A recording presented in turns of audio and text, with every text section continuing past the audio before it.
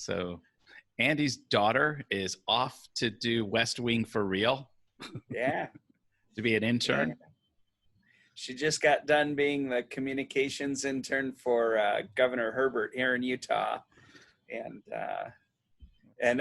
like she left that, and hardly 24 hours later, and she's in DC now. That's fantastic.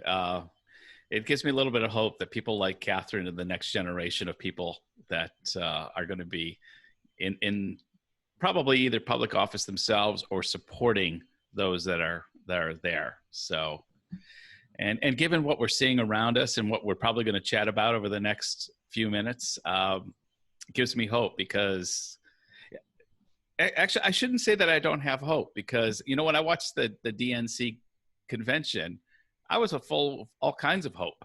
Yeah, I caught like segments. I caught everybody's speeches, or actually I've been working through them. Yeah, and it's, like Catherine kind of leans to the left pretty good. But, I had a friend who's kind of on the right say, isn't that kind of weird for her working for Governor Herbert, because, he's a Republican and all. And when I asked her that, she just kind of shrugged. She said, it's governmental work. It's, she says most people around the office there, they're doing the job of making Utah run. Yeah. It's not as partisan, in her mind. And I'm like, God, I wish we could just kind of get to that, back to, Republicans kind of think it should be run a little this way, and Democrats think it should be run a little that way. And you can talk it through and find some commonalities, and you make it work, as opposed to, kind of the just the angst and the anger right now. Well, that's the thing, though, is, I just actually I've been having a back and forth for a while with a number of people, but one guy this morning, he just said to me, Steve, I don't know what Trump did to personally offend you. And I'm thinking, when did Trump ever personally? I don't think of it that way. Because he thinks for me to have the position I have against Trump, he had to have done something. There's something that I'm holding a grudge against him for. And I basically said, other than him lowering the bar of what's generally accepted human decency, it pretty much falls along those lines. Oh, then he goes on to talk about the Democrats. But when he talks about the Democrats, it is in such there is no good thing in the Democrats at all. There is no noble aspect. There is no, although I disagree with them on a lot of things, I can see some of the noble things they'd like to bring to pass. No, there's just going to be desolation if they're coming. All he does is he sends me pictures of Portland. They capture the worst possible moment of somebody doing something horrific, and it's like, see what happens if the Democrats get into power. Anarchy will, dogs and cats will be living together. Total anarchy, to coin Ghostbusters. But, and that's the thing when you just kind of have that tunnel vision, of the other side and your news sources, you don't have to dig too deep, So what do you listen to? Where do you kind of get these pieces? And it's everything you would expect. Oh, but you know as well as I do, if you tell them, you got to think of something other. You have to watch something other than Fox News. They'll say, "Oh, I don't watch Fox News." Always. Oh my God! You and I know personally some people. There's somebody I could name right now, who when I said to them, or I wrote them on a very public thread that I remember you chiming in on, I think at one point, but at least was monitoring it. This was a year or two ago when I said something about they're watching Fox News. And then they came back, Steve, I don't watch Fox News. And then like within one or two comments later, she says, when I'm watching CNN and MSNBC. And I was like, you lying little, not only are you toxic, you are a liar. No wonder you like Trump. When he lies, he speaks his native language, and you fall right in line with that. Yeah, I likewise. I had somebody in those realms that I talk to, and they're always, well, we listen to both sides. We go through both sides, but anytime I'm spending time with them, it's just Fox News 24 hours a day, It's like a gas leak in the house that Yeah. just causes brain damage. I remember coming back to the States in 2016 to visit. I remember visiting houses in the neighborhood, and Fox News would just be playing in the background. It was like it was just elevator music playing in the background. I was shocked by, no matter what house I seemed to go into, Fox News was playing.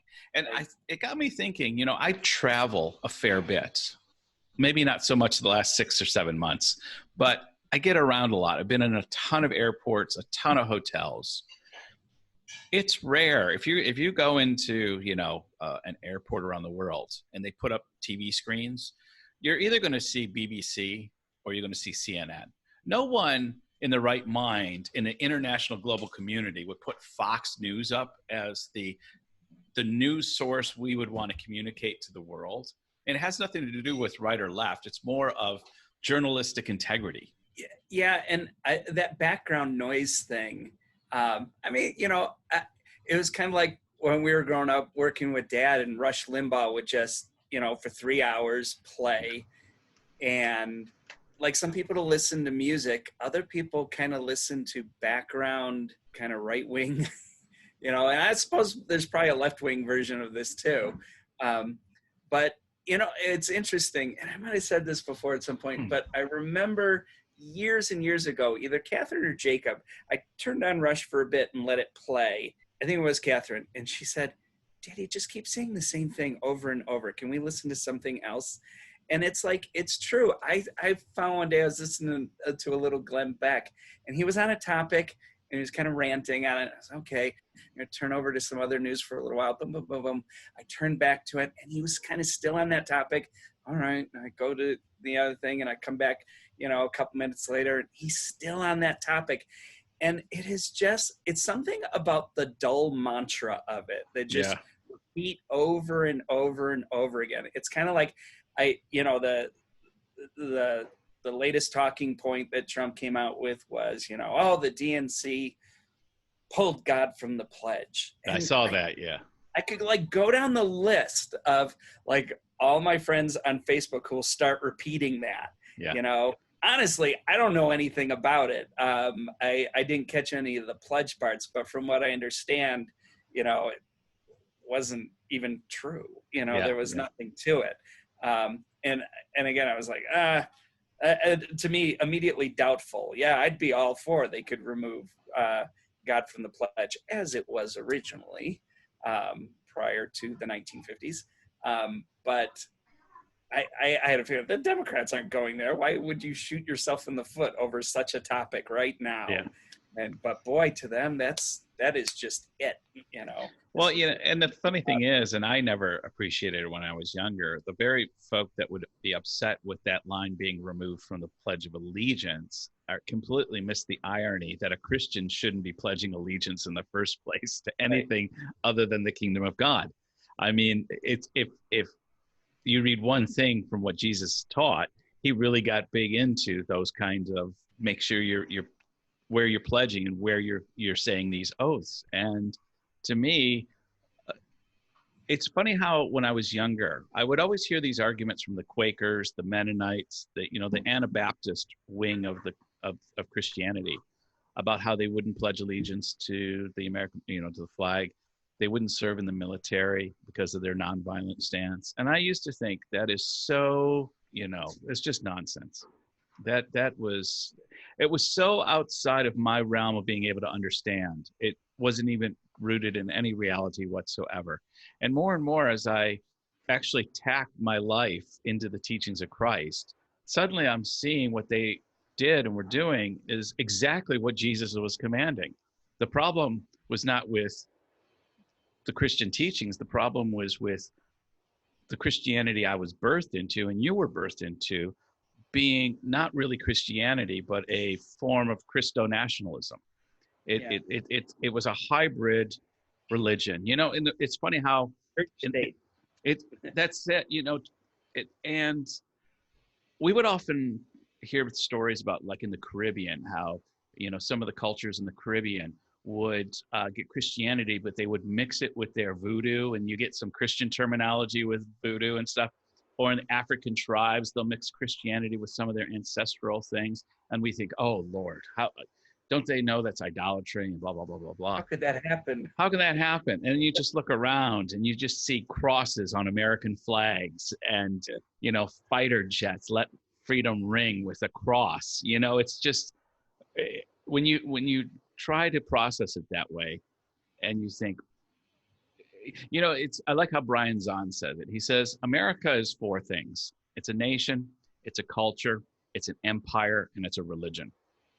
He says on the first two things, we can acknowledge there's some good, some bad. As a nation, as a culture, America's done some good things, and we as citizens of the country can, as long as patriotism is seen as just civic responsibility in your community and in your nation, there's no conflict between that and Christianity. The problem is America is also an empire, and it's also a religion. And when it is operating in its empire form, it's in direct contrast to the inheritance that the Father promised Jesus, that basically Jesus is the one who's going to be able to shape history and shape the nations, not America or China or Great Britain or Egypt. He would argue, and I agree, that empire is constantly going to be at enmity with the kingdom of God. And then the fourth thing being a religion. America has it. It is a religion. We have our own creation myths. We have our own stories of the beginning. We have our own patriarchs. We have our holy scripture, the Constitution. There's you can go to D.C., and it's not that I haven't enjoyed going to these places, but these memorials have a holiness to them, and there is a religion aspect, which I think, as a Christian should struggle with identifying too close with that aspect of their home country. And I mean, my daughter's in Washington. I've been there. Yeah, it's kind of awe-inspiring. But I think if you could do it to a level of tradition, in your culture, it's kind of like pledging allegiance. And it's like, I don't know if you've ever done the practice of the 5 whys, and you ask why, but then once you get that answer, you ask why again. And somewhere around the 5th why, you get to what's the crux of what you're really trying to do, what's motivating you. And I always, everybody, well, I need to say the pledge. And I'm like, why? What is it you're trying to get out of that? When I think in terms of what am I pledging myself to, I think more in terms of concepts, to be a good human. I pledge to that, there are certain things in terms of right and good living and moral principles I want to pledge myself to. When someone asks to pledge to a nation, it's like, are there loopholes for that? Are there qualifications? What if the nation is sucking at the moment? Am I committed? It's like, what are you asking for with that? It's like, oh, even if you're doing wrong, so my country, right or wrong, it's always in team play, which is why I think that kind of, conservatives get really excited about things like the pledge, because they're into that notion. Yeah, my country, right or wrong. Right. They're there where people who are a little more on the liberal bent always want to go, well, wait a second, what about this scenario? Okay. So yeah, going back to the pledge thing and the under God that Trump was so excited about, I think I have issues with the under God, and B, I gotta be honest, why the pledge? Let's go through the 5 whys. And why is it you want this from me? What is it? What's your end goal with this? I've said this on the podcast before. I have a dedication to my neighborhood, to my city, to my state. I want to be a good citizen of all those things. But the moment they do something wrong, I'll say so. And my going to live somewhere else should not be a slap in the face. No, like, I think it's funny how so many of the folks on Facebook get their undies in a bunch with you because, well, you live in Hong Kong. It's like you've abandoned America, you Yeah, know. yeah, You know, some of their attitudes when they come at you, when you're having a political discussion and you want to talk about these things, and they want to, well, you don't get a say in this because you left America. yeah. Oh no, I get that all the time, and Oh, I like to it makes me joke. laugh when I see it. I like to joke. Many of those same people, when Tammy and I were the missionaries coming out of the church, well, then it was a noble thing. Oh, Steve and Tammy are missionaries to China.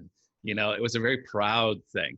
Now that we've actually stayed and we actually enjoy living here, that we've made it our home, it's like now we've sold out. You know, and the funny thing is, it's neither Hong Kong or America or you know, it's true. I don't want to be jumping around too much in my thought process here, though. But when you do travel around, you do get a more global mindset, and I know that's what the conservatives hate hearing: the globalists and this whole, you know, Illuminati thing. But when you travel around the world, you just realize that it's a big, beautiful place with there's a lot of beautiful people, a lot of beautiful cultures. And I could see myself living back in the States. We've enjoyed Hong Kong. It's been good to us, but you know, it may come a time in the not so distant future where we could be compelled for one reason or another to move on. And that would be, you know, it's never a feeling of I'm American, I've got to go back to America. It's actually, I'm from Earth, and I'm going to probably end up somewhere on Earth for the rest of my life. Right, right. Yeah, well, yeah, it's like, I lived in Michigan at one point, and at one point in Shelby, and then later in Pontiac, and then later in Macomb, and then I moved out to Utah, and now I'm in South Jordan. And it's just different locations. Yeah. And the, I really enjoy Utah. There's a lot to like about Utah, but we don't have to have this almost religious kind of dedication, to where we've chosen to live. Yeah.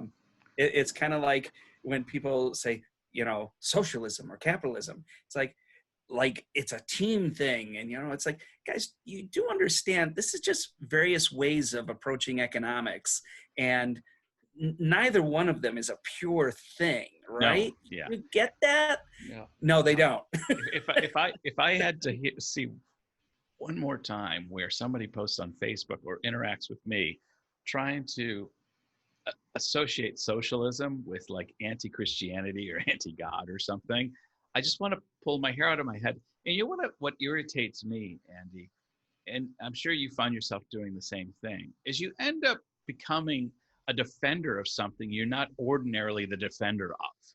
Like Right. suddenly I'm a defender of the Democrats. I'm not a Democrat, but the Republicans have gone so crazy that when I critique them, suddenly I'm just a Democrat now.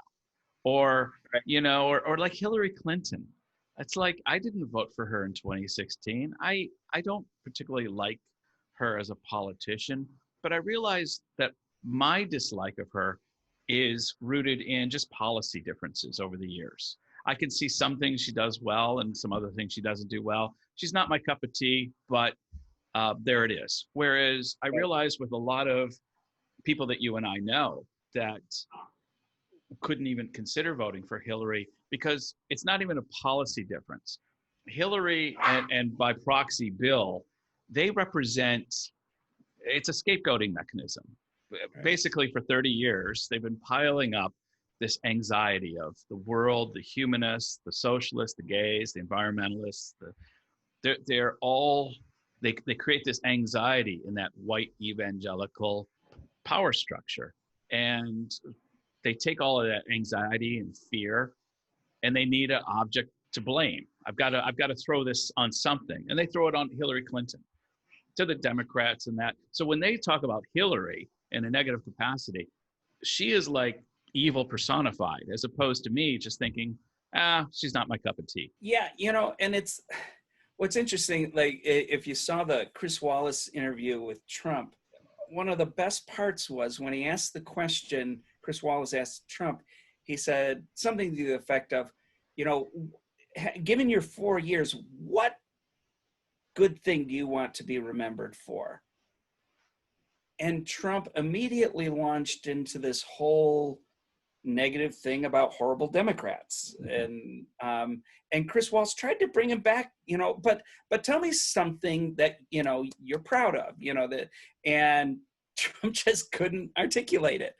And again, going to what you were saying, it's like his whole shtick, his whole premise is based on there being an other to rally against. That's kind of, you know, they've spent the arsenal. That's what they've got at this point.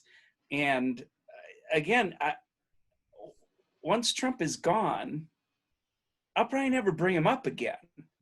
You know, I don't tend to bring up past politicians. There's so much going on right now, and yet they can't stop talking about Hillary Clinton. You know, Well, I do. and you know why that is. I mean, that's what aggravates the base. That's what gets the base out, you know. Right. I mean, that's what, you know, to me, that should be so and it is bothersome to a lot of Republicans. You know, there's quite a few Republicans who want to move past kind of all that nonsense and go back to talking about policies and arguing about how are we going to handle the economics of America. And kind of in that Trump cult world, it's no, we want to scream about how the DNC took God out of our, I was going to say prayer. Yeah. It's the pledge, but it's the prayer. Yeah. You know, it's the same. The pledge is the concept. prayer. Yeah. Yeah. So I've really been wanting to push lately. Trump and his team and cult need to be called rhinos. They're the Republicans in name only. Yeah. You know, they don't stand for any Republican values. I can listen to George Will, and though I don't agree with him on everything, he can state the Republican, you know, the true conservative perspective. You know, you grab most of the red hat folk, they can't tell you anything about free markets. No. They get excited because Trump will make a big deal about saying Merry Christmas instead of Happy Holidays. That for them, this is why I've made you president. Forget any politics in the world. Forget trashing our Western allies, severing decades-old historical alliances that has isolated America and pretty much rendered America as a source of pity, or a not a source, but something that you give your pity to. An object, that's what I was looking for, an object of pity. But they consider it a win because now you can say Merry Christmas, or you know, there'll be some little trinket. And it's to me, it's like the Native Americans, that when the Europeans used to first go there, and they would get all this gold and stuff and really valuable things for a few trinkets. Like the Europeans would just give them a little bobs, and you even hear about the journals they'd write, you know, we can get all this stuff because they're fascinated by little shiny things, you know? Yeah. And it's the same thing. Trump and that whole gang, it's like we just give the evangelicals and the conservatives a few little trinkets that they consider the big wins. In the small world that they live in, this is a big deal. Well, it's like Trump admitted the other day, which it should be a big deal. And it just, amidst the noise of all of his chaos, you know, he admitted that, you know, we got Jerusalem recognized, you know, as the focal point for the evangelicals. We did that for them.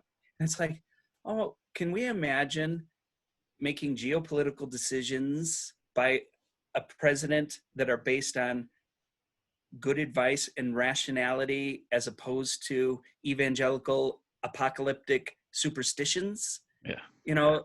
No, it's true. I actually had I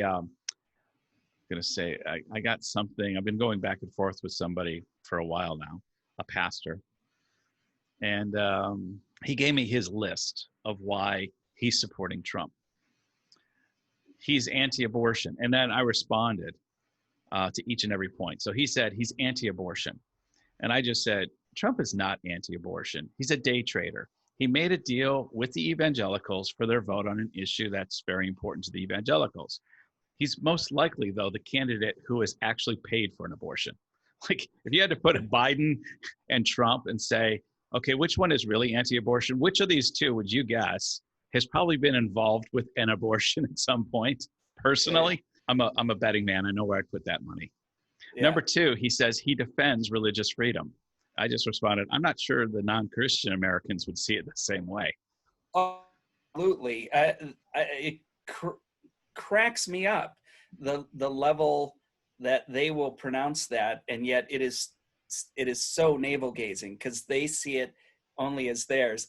A couple years back in Louisiana, their state legislature did a thing where they were going to make public monies available to private religious schools. You know, they were all about the win on that, and an Islamic school applied for the money, and the legislature had to call an emergency session back in because they had written the language too wide, and nobody wanted money going to an Islamic school. You know, that's the thing, is a lot of this stuff that Trump is putting into place is going to come back to bite the evangelicals, because it's going to open doors to things that they hadn't considered. You know, I'm like, good on you, because you had it coming. But I would even, in the second point where he defends religious freedom, I was even going to add, although I didn't say this here, is that this is the problem with evangelical Christianity in America today, among other problems that I sense. And it's that, Christianity is supposed to be bringing a flourishing life, goodness, kindness, gentleness, patience, faith, to ourselves and those around us. Basically, teaching the love of Christ to those around, being salt and light in the community. It's everything about what we're supposed to do, rather than this idea of we are a special interest group that needs to be in competition with other special interest groups, and we need protection. Like, when did you ever get from the teachings of Christ, make sure you're defending your religious freedom? And I would then even add to that, what are you not allowed to do today? Or I'm sorry, what are you allowed to do today under Trump that you couldn't do under Obama? And yet they'll say, oh, we're more free now. Please define. Yeah. So you weren't able to do what back? You know, what are we talking about? I still am a little fuzzy on that. He said he's not in favor of U.S. endless wars. What would you say to that? Trump's not in favor of U.S. endless wars.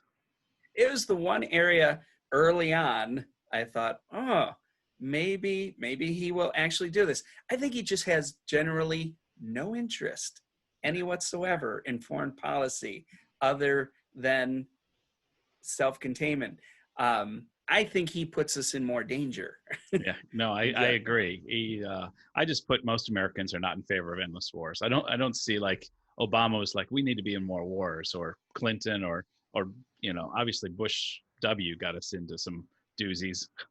Yeah, and actually I wouldn't say that Obama was particularly good about kind of. He was pretty big on the drone strikes. He was pretty big on drone strikes. Was, you know, so. Yeah, no. I've always, here's the thing is, as a Christian and someone who promotes nonviolence, I can approach it from that angle. But I'm also very hesitant to critique leadership unless I see something very just so blatant it needs to be addressed. Because anybody who's actually been in leadership knows everyone's a backseat driver, you know. Right. And so I would give, if Trump had an inkling of empathy or humility, I would be giving him all kinds of buffer space. But when somebody is an obvious bully, can't even fake empathy, and demonstrates no desire to even try to be a more humble person, I have nothing left there other than to say, I'm against you, and I'm looking forward to voting you out. Yeah. Yeah. It's true. On certain things, on a lot of things, I don't let myself get too opinionated because, my knowledge of geopolitical situations and foreign policy is about that deep.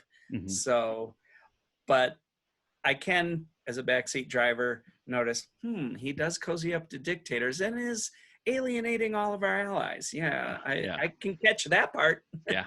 You don't need a graduate school diploma in international relations to see that one. He does say, under Trump, African Americans' unemployment reached a record low. I suggested, I said, fair enough, but a trend that started with the Obama administration and he continued to ride. But, again, I tip my hat. If that's the case and that's a real statistic, I would question how much he's directly responsible for that occurring, Right. rather than he just happened to be the guy who was occupying the office at the time that it was going in that direction.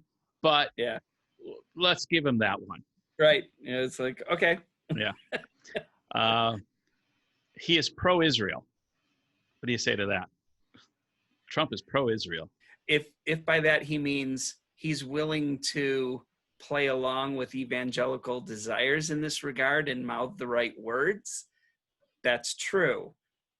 Whether he has actually any concern over what's going on in the Middle East with Israel, I can't believe it. I don't think, I think his explanations would be worse than mine. Yeah. So. Well, even the idea that he's pro-Israel would be the same thing of him being anti-abortion. Actually, right. He doesn't have a position, but he's a day trader, and I'm willing to take up this cause and be pro-Israel if you give me your voting block. Right.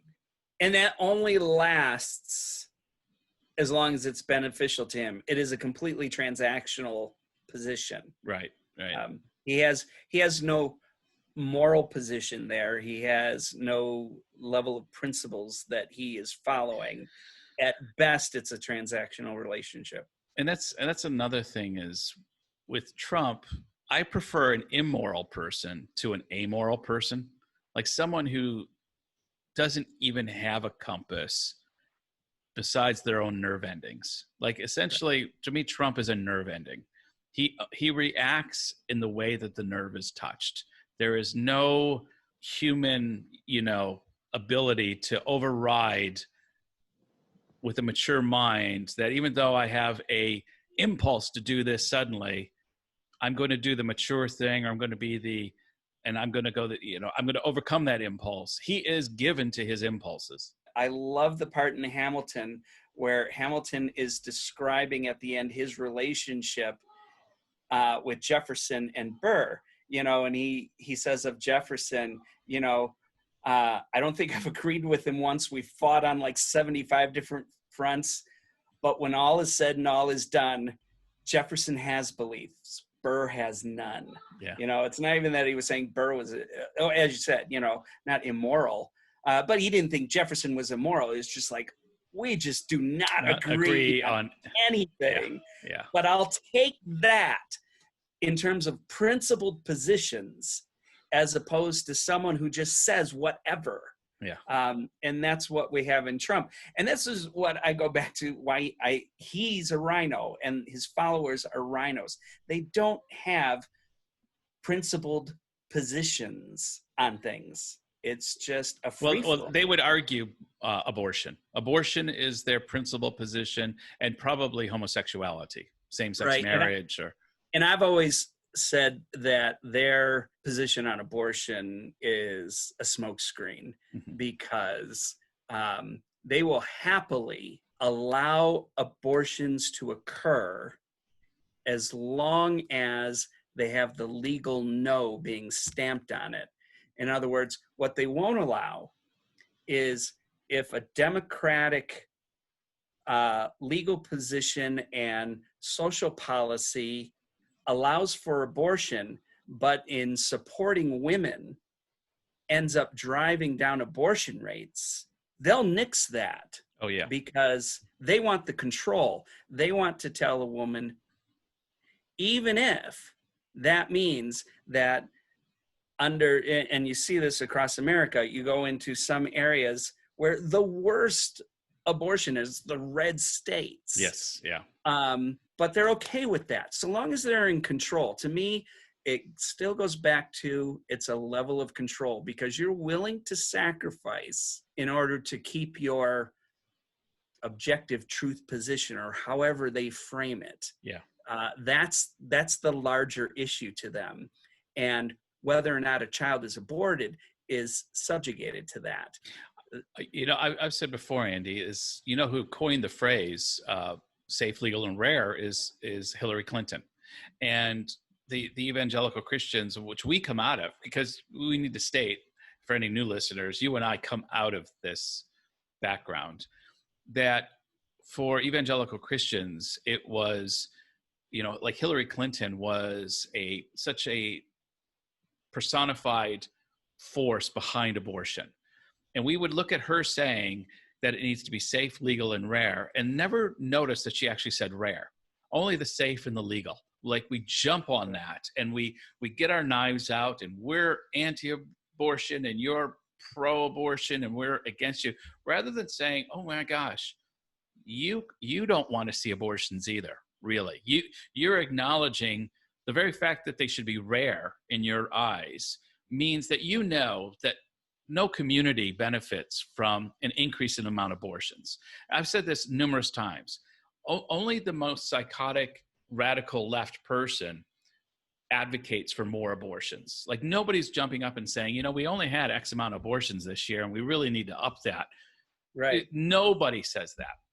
So why and yet they'll say baby murderers, Well, and that's the thing. And here's the thing, Andy, this is another thing that makes me, they get so vitriolic against like some crazy law, which I would disagree with, where they'll allow a late term abortion, and or even some cases. We've seen the stories, and I think something came out of New York a few months ago that was a radical abortion rights law.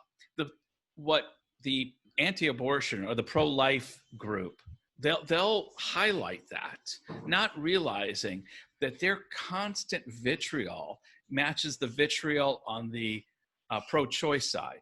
So each one of them is afraid to give a little bit, and it just escalates to the point where the reason they're getting so radical about the laws they're looking at, because they see how vitriolic you are taking away a woman's right to choose.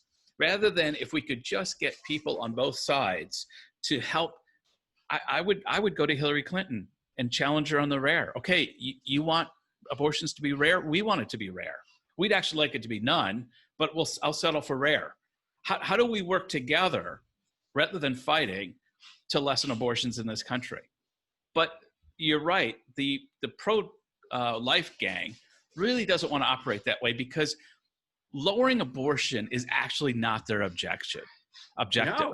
It's political power is their objective. Because again, they are content. Hillary was saying rare. They're content with often. Yeah.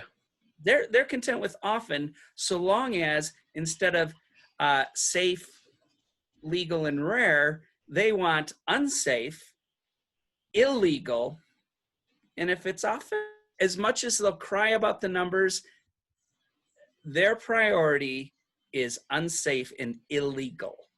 That's where the priority is. What the numbers do doesn't affect them. You can talk numbers to them all day.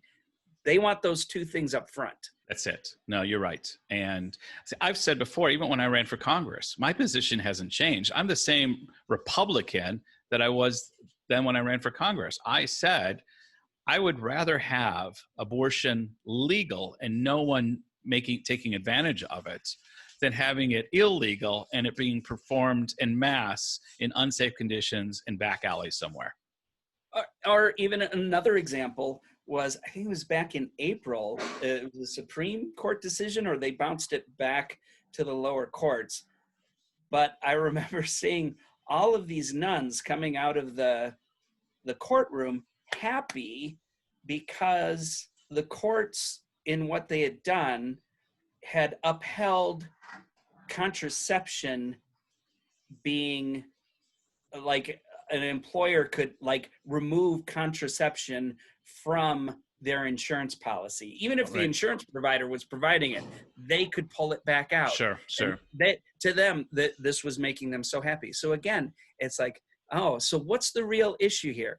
That's all about sex and women's access to controlling the circumstances under which she gets pregnant. So you would rather take that away from her, even if it means she's going to end up getting pregnant and having an abortion. Yeah. To you, the more important thing is that the political victory. That she doesn't get to have sex without consequences. I hear that so often. Yeah. You know.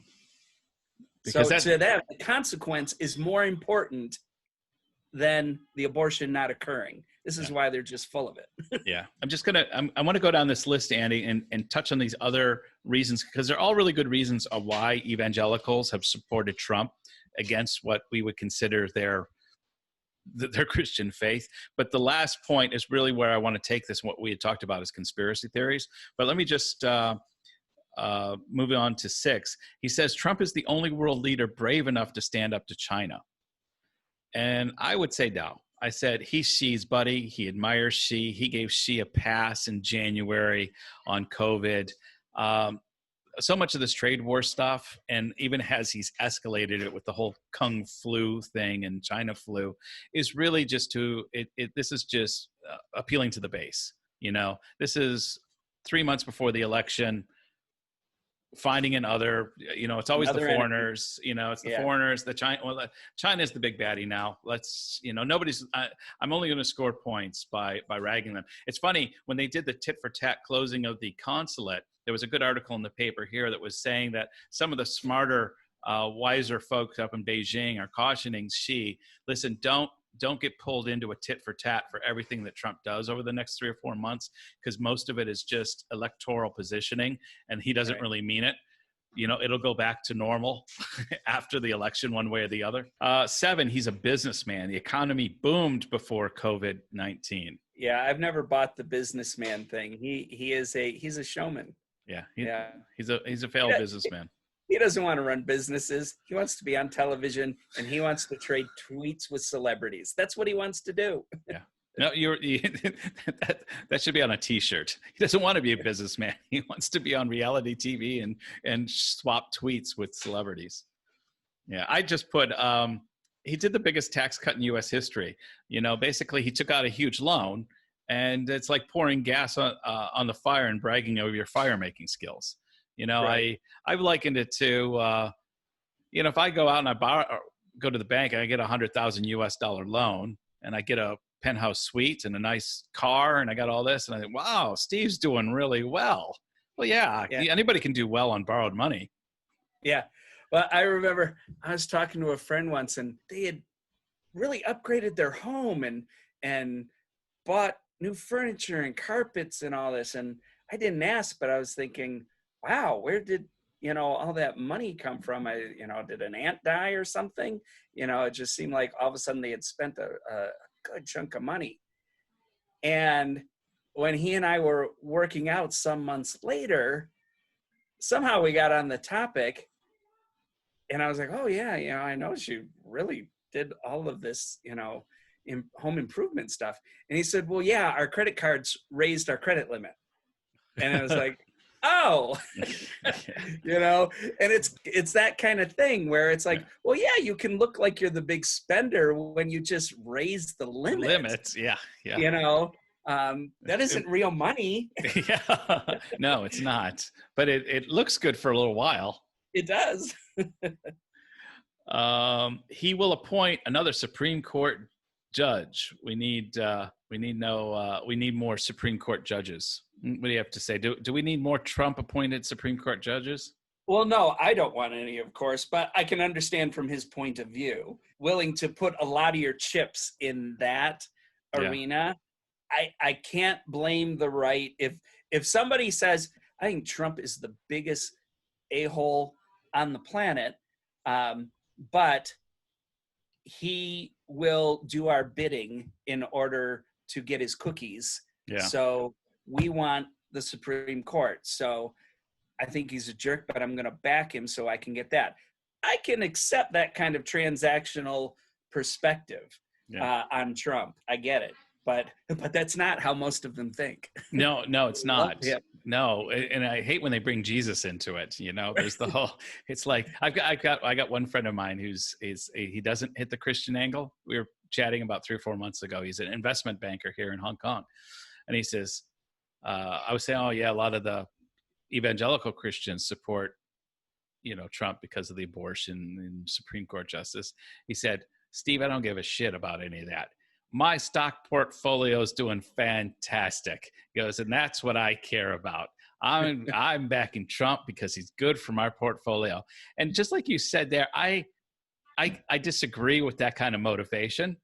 Right. But at least it makes logical sense. Right. It makes sense. It makes sense. Whereas when someone is all Jesus-y and then starts bragging about Trump or something, it's like, that doesn't make any sense. Or even when, it's like he's getting an A to B transactional happening with that. What fascinates me, like I was on the phone with a relative. They were surprised I was not into Trump. And she just kept going on, but he's so intelligent and he's so on top of things. How can you not? And I just thought, you can use so many things to describe Trump. And you really have to be drinking the Kool-Aid to think intelligence. You could say he's savvy, that he maybe is lucky, maybe has decent instincts on something. I don't know, but intelligent, no. No, all you have to do is watch the Chris Wallace interview or the Axios interview. Either one of those two late interviews, and you're thinking, dear God in heaven, this guy's a moron. I still haven't gotten through the Axios interview because after a couple minutes, it's like just being bombarded with idiocy. And again, but I don't think, the Trump people I know who support him, I don't know, I haven't asked, but I just have a feeling. So what did you think of the Chris Wallace interview? What did you think of the Axios interview? Because I'm surprised that his handlers let him do those interviews. I just don't think that ever ends well for him. But I would guess that 90% of them have never seen it. No interest in seeing it. My hope, though, is because the base is not going to be swayed no matter what. You and I both know people that, like Trump said, if he shot someone dead on Fifth Avenue, they would still vote for him. They would say, oh, we don't endorse it, but better than the Democrats. It's just, it defies any rational thought. But we know those people. But I still feel that there's a few people on the edge, or even a few Republicans. You got the Lincoln Project, you got the Republicans against Trump. You're getting some very visible Republicans who are breaking ranks and are coming across and saying, listen, for the good of the country, this nonsense has got to end. I don't care. I'm still a Republican. I got all kinds of problems with the Democrats, but at least they're operating within the realm of sanity as opposed to this lunacy that you guys have been generating for the last 4 years. Hamilton's view of Jefferson. It's like, you don't have to agree, but you can understand that people are operating within principles. Mm-hmm. That's it. That's it. And then here's the last one, and it kind of goes into the conspiracy theory. He says he isn't in the Illuminati's pocket. He has no fear of the man. And I know this guy is convinced, Illuminati. I don't know if he's specifically QAnon, but there's a deep state, definitely, because he subsequently has written back about the deep state to me. So there's a deep state, there's an Illuminati, so this kind of opens up. Maybe we can just end this podcast on why do so many people, one, why are conspiracy theories so big right now? And two, why do Christians seem particularly susceptible to them? Well, I think some of the draw to conspiracy theories is always, it's an overage. We all have a desire for the fantastic. It's why Marvel movies are so popular. You know, it's why myths and legends are born. You know, we just, some of our life can seem a little humdrum. How about, you know, people who can fly, bend steel, gods who throw lightning bolts? I mean, it's like, that's exciting. Mm-hmm. You know, wizards with wands, you know, those, there's a draw to that. So I think, which is, I think, a normal, we like story that's appropriate and awesome. And I think it just takes that little nudge over where, again, I don't feel like my life is exciting enough, and I want to know things and be on the inside.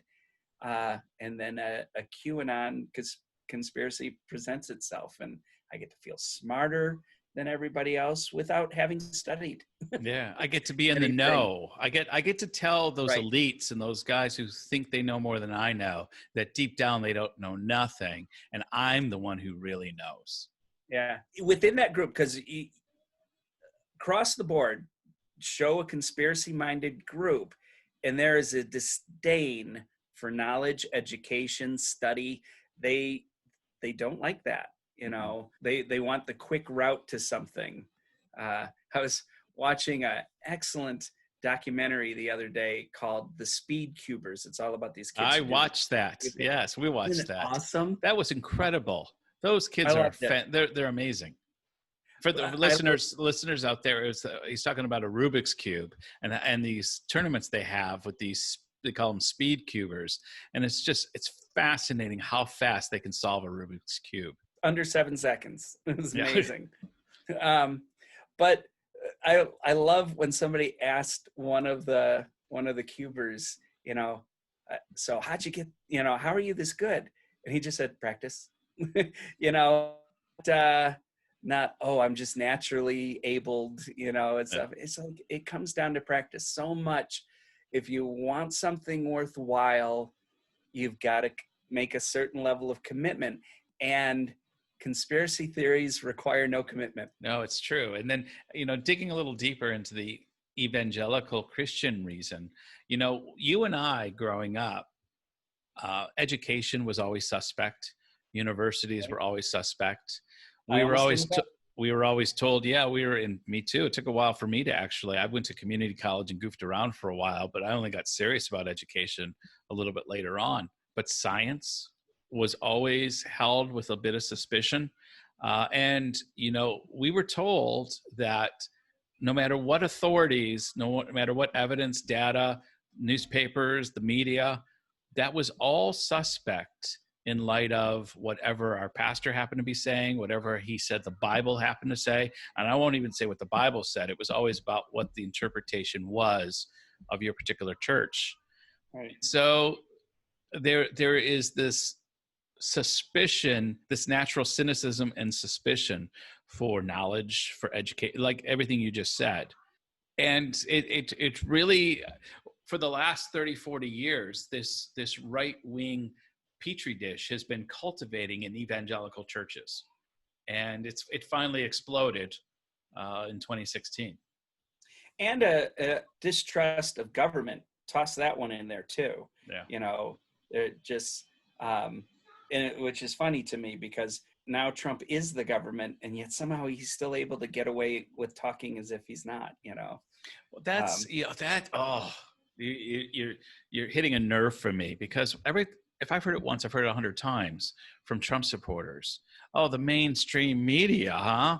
I said, Fox News is the largest cable news network in the world. You are the mainstream media. Yeah. Like they have this idea, like they're this rebel alliance on the side. No, you need to understand, you are the empire. Right. It's the same thing, I mean, in Christian circles. I mean, they're forever the persecuted outsider. And it's like, you do realize you dominate, right? Like the past, let's see, 45 presidents have all claimed Christianity. You know, you're not underrepresented here. No. And yet, boy, to listen to them talk, man, they have just never been able to get their foot in the door. Oh, no. It's like one pastor said, I think I shared it a little while ago. He put some meme or something about how evangelical American Christians, when they read the story of the Jews in captivity in Egypt, they love to see themselves as the Jews, not realizing that they're the Egyptians. Right. Yeah. Yeah. I mean, they're in power. I go to my city council meeting, and they will open it with prayer, Mhm. And it's Christian prayer. Yeah. You know, uh, Well, it's it's interesting you say that too, because I think even you posted something about Franklin Graham they took God out of the DNC. And not that I watched the whole DNC, but I watched a fair representation of it. They were referring to God all the time. I remember the one time they started, I didn't catch every opening. I didn't know if they had other faiths, but the one I did see, they had a Hispanic pastor have an opening prayer in Jesus' name at the Democratic National Convention. And I'm thinking, my first thought was, wow, they're really going Jesus-y with the Democrats, which I mean, obviously I'm a Christian. I don't have a problem with it. I wouldn't have a problem if there was another prayer, that from another faith group. Well, they did that in 2016 too. I remember, God, what was the author who wrote the Blue, popular Christian author? I can't come up with his name, but he was like one of the people who closed out the evening he gave a little sermonette and then gave a prayer, and it's like, again, but if it isn't right wing, they don't count it. No, they don't count just kind of glosses right over the fact that I bet you they that wouldn't. was a believer up there. That person was a Christian, and Yeah. they just talked and they said God things. But but it's not. When I've said to a couple people we know, so and so is a Christian or so and so, they go, you get Right. but they're not the right kind of Christian, Right. That's why I always, I live in Salt Lake. It's fairly conservative Mormon here, although Mormons are turning purple, very much so, around here. But in general, conservative, and they will get with the Franklin Graham-y kind of folks and, push for prayer in schools or, religious liberties kind of thing. And I'm always just shaking my head thinking, man, those evangelicals, they're using you. Yeah. They don't respect you at all. In their mind, you don't worship Jesus. You might even be lower than me, the atheist. They're just making use of you right now. As soon as they get what they want, you're out of the picture. That's totally it. And the thing is, when I saw some of the speeches in the DNC, I realized how you're just saying how the Mormons or Utah's going purple. I mean, really, that mirrors my own story. And it's not so much like I'm not a Republican anymore and I'm a Democrat now, which is not the case. If anything, as I've drawn closer to what my faith, I've tried to align it more with Christ's teachings. I find it problematic to identify too strongly with either one of those sides. Sure. But laying that aside, I just think that the values which I hold dear and which I did when I was a very strong Republican, I'm actually seeing being borne out more in the Democratic Party these days. The things that Jesus talks about, I'm seeing in a greater, more hopeful, more optimistic, more flourishing way. I know how the right loves to rail against AOC, but every time I see AOC, I'm thinking, I really like her. She cares about people. She genuinely, I think she, as she gets older, there needs to be a little bit of a, not so much a softening, but a realization that we live in a big country with a lot of different views and perspectives. And I thought Nancy Pelosi was right to call her out about a year ago when she was really railing against Democratic leadership on a few issues. And Pelosi said, hey, it's easy to take that position when you're in her district, which will never go Republican in 100 years. You can say all that stuff. But for the rest of us that live in a country where we have to modulate between different perspectives, this is the world we have to operate in. And this is another reason why I break ranks with some of the people in our circles, Andy, that are really against the Electoral College. I'm not against the Electoral College. To me, it's a nice buffer against, it's not perfect, but it's a nice buffer against not acknowledging different perspectives across the whole country. If you want to win the United States and not win California, Florida, Texas, and New York, you're going to have to appeal to the Rust Belt states.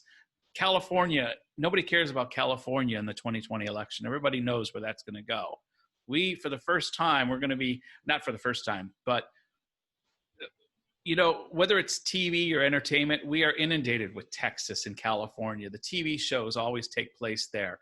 There's NCIS Los Angeles, there's Dallas, there's these, everything reinforces that. There's nothing comes out of Detroit or Cincinnati, well, WKRP in Cincinnati, but leaving that aside, these Rust Belt states come into play. And it's like, if the Democrats can't win the states, well, then you don't get to win the election.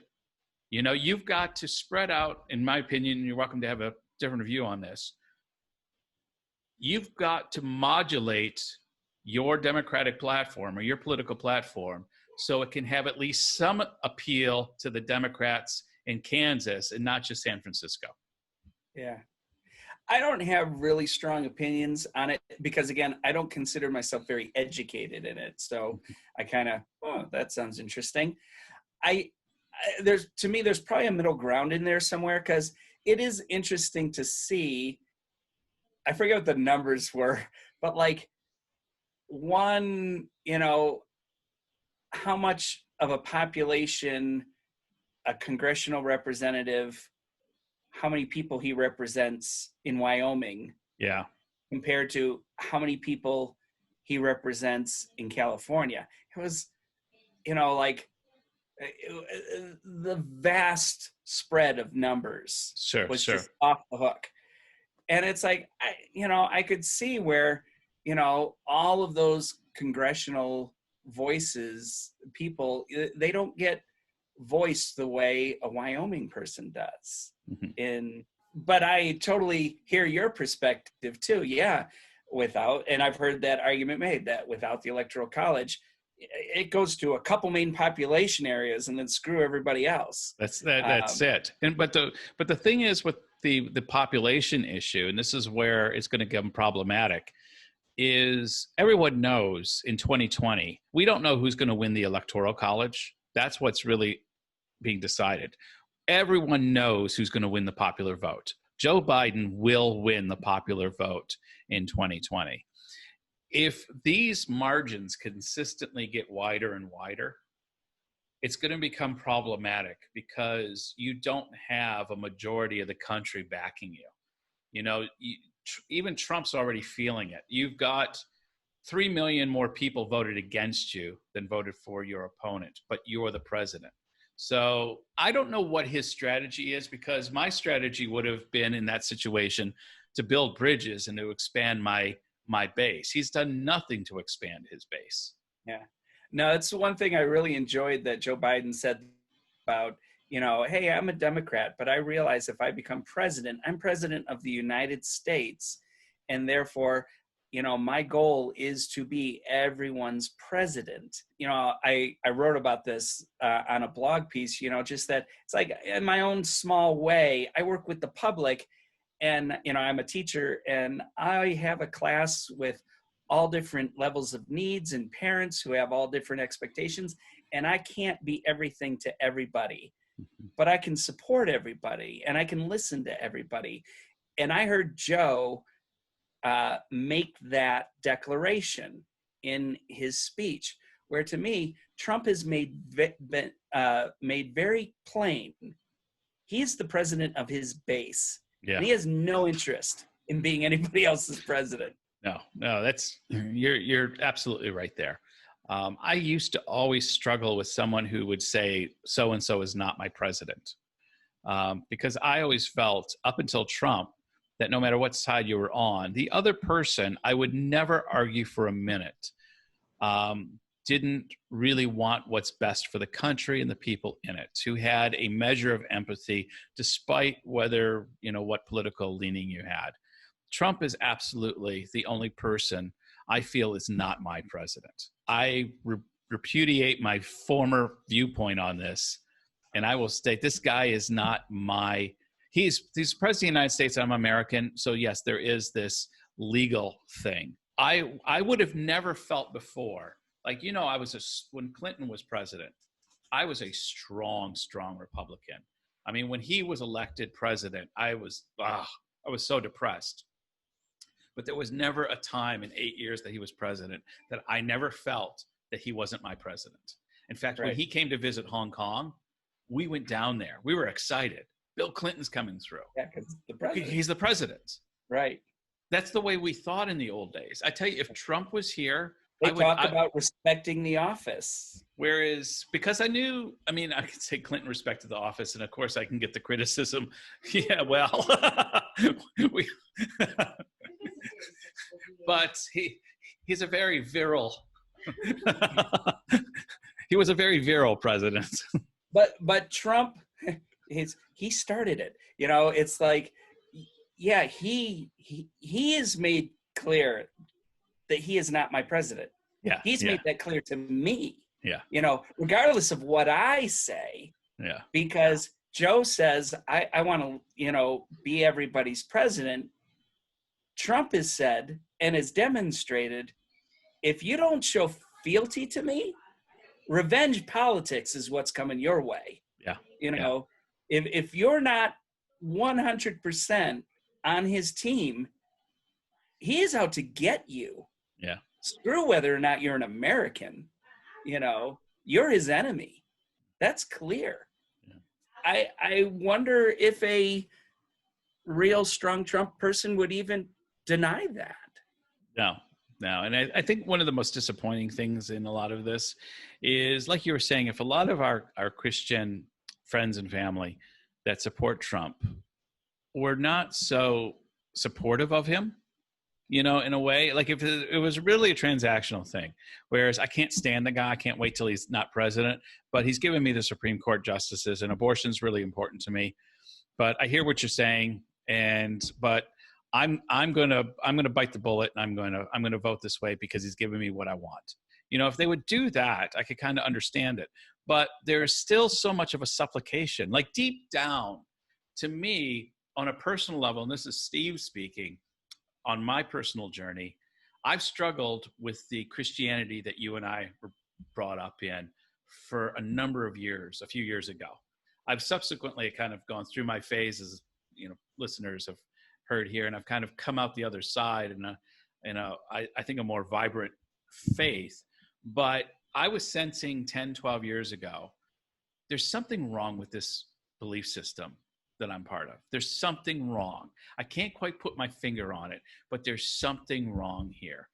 And it's like, when you and I used to do floor tiling, and if you had a big space, you had to lay a plumb line down. And you put those tiles up along those plumb lines. But every once in a while, you start getting off. And you have to weigh up, is this thing going to be so crooked by the time I reach the wall that I really need to pull this up and start again? Or do I just double down, see what happens at the end, and just ride it? I've already invested too much work into this to pull everything up. And I felt in many ways, my faith had deviated or I shouldn't even say my faith, the faith of which I was reared was deviating too far away from what I was seeing Jesus Christ as being his teachings in that plumb line. So I began a process over a number of years of tearing up the tile of my religion, deconstruction, renovation, whatever you want to call it. And I felt like I've gone back to that plumb line again. And now that I see this 81% support for Trump, which has hardly shifted in the last 3 years, despite the toxic, pervasive policies and environment he's created in the nation. To me, it just legitimizes, it verifies that feeling that there's something wrong. Like if this is where this faith was leading to Donald Trump, thank God I pulled up my tiles and I went back and started my faith from the beginning.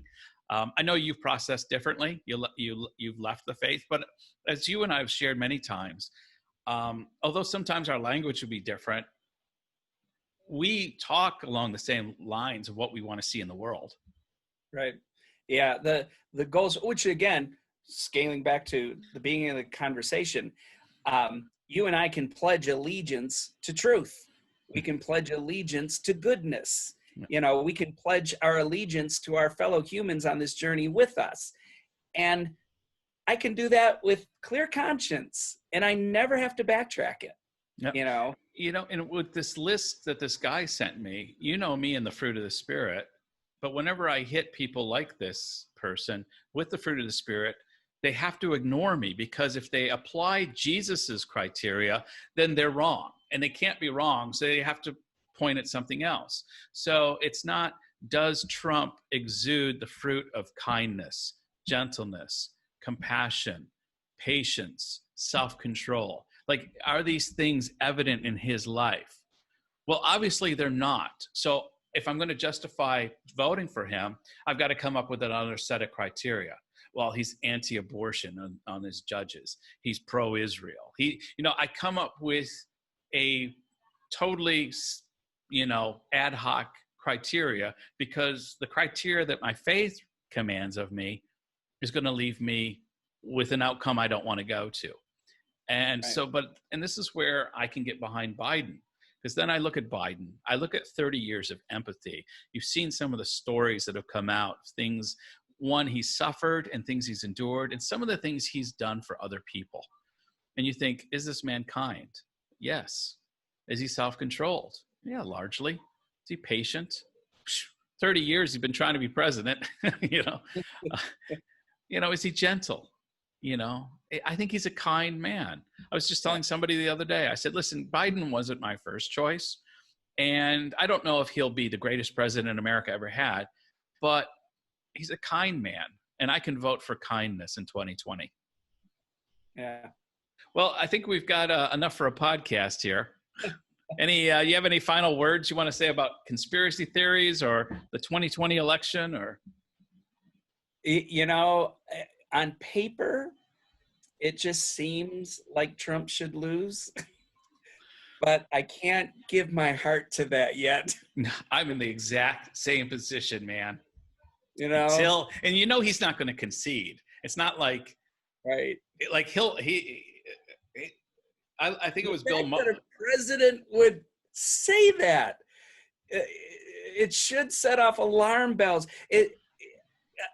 I could almost see, back when I was a conservative, a liberal would say something like that, but never a conservative. That would have been my thought, and to now watch him say statements like that, and it just doesn't matter to conservatives, or at least the rhinos. Well, that's it. For me, the Republicans are the ones who always took our NATO alliances with our Western European allies seriously. It was the Democrats that were all loosey-goosey. Now it's the Republicans. It's Trump that's the one who's severing those relationships. To cozy up to or to take the side of a foreign government, in the case of Putin, over and above the recommendations of 7 of your intelligence agencies, that's something the Democrats did when I was growing up, not the Republicans. Exactly. It's like they have this Republican has become the Democrat.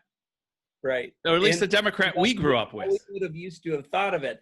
It's like, somehow he gets the moniker of, is that the right word? Of a law and order president. It's like, law and order. Yeah, when they're beating up and gassing protesters, you consider that to be law and order. But when he says, I'm not stepping down. Yeah. There's law. Yeah. You should be going, whoa. Yeah. But no. No. As long as he says it, it's okay. Yeah. No, the only way he's leaving that office if he loses is like in Scarface, man. They're good. The U.S. Marshals are going to be breaking in the Oval Office. He's going to be going, say hello to my little friend. Navy SEALs are going to be rappelling into the windows trying to get him out. I used to think early on, I thought, he's going to get in there and hate it, because when he has to do the work of the president, he's going to go, I'm just going to go back to my Trump Tower and get a TV show going again. What I didn't expect was he just wouldn't do the work of the president. Like, well, that's it. He doesn't do it. He watches no. Fox News. If you follow him on tweet, I don't have time to tweet as much as he tweets. And he's the freaking president of the United States. I don't think he's running this country. I think he's sitting back and he's swapping tweets with celebrities and pretending it's a reality TV show, just like you said. Yeah, watching West Wing, that really gave you a sense of the enormity of what a day consisted of within the White House, but not this White House. Not this White House. No way. No. Anyhow, Andy, as always, I'm sure it's getting late over there. What time is it? Just about to hit midnight. Yep. It's almost 2 p.m. here on a Sunday. So I'm going to go enjoy the rest of my Sunday afternoon before work starts up again tomorrow morning. You've got your whole Sunday in front of you.